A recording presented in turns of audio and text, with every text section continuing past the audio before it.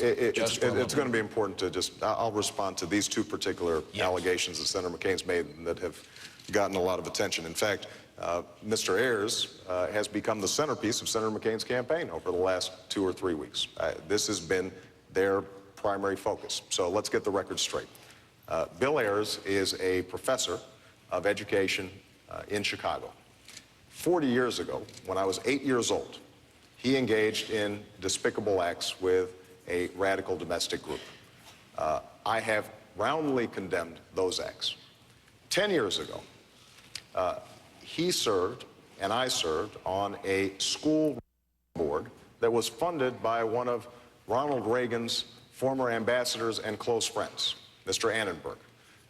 Other members on that board were the presidents of the University of Illinois, the president of Northwestern University, who happens to be a Republican, the president of the Chicago Tribune, a Republican-leaning newspaper. Mr. Ayers is not involved in my campaign. He has never been involved in this campaign, and he will not advise me in the White House. So that's Mr. Ayers. Now, with respect to Acorn, Acorn is a community organization. Apparently what they've done is they were paying people to go out and register folks, and apparently some of the people who were out there didn't really register people, they just filled out a bunch of names. Had nothing to do with us. We were not involved. The only involvement I've had with Acorn was I represented them alongside the U.S. Justice Department in making Illinois implement a motor voter law that helped people get registered at DMVs.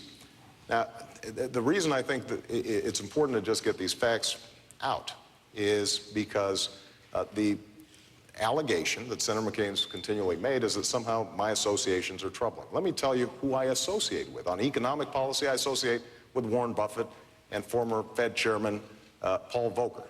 If I'm interested in figuring out my foreign policy, I associate myself with my running mate Joe Biden or with Dick Lugar, the Republican ranking member on the Senate Foreign Relations Committee, or General Jim Jones, the former Supreme Allied Commander of NATO. Those are the people, Democrats and Republicans, who have shaped my ideas and who will be surrounding me in the White House. And I think the fact that this has become such an important part of your campaign, Senator McCain, says more about your campaign than it says about me.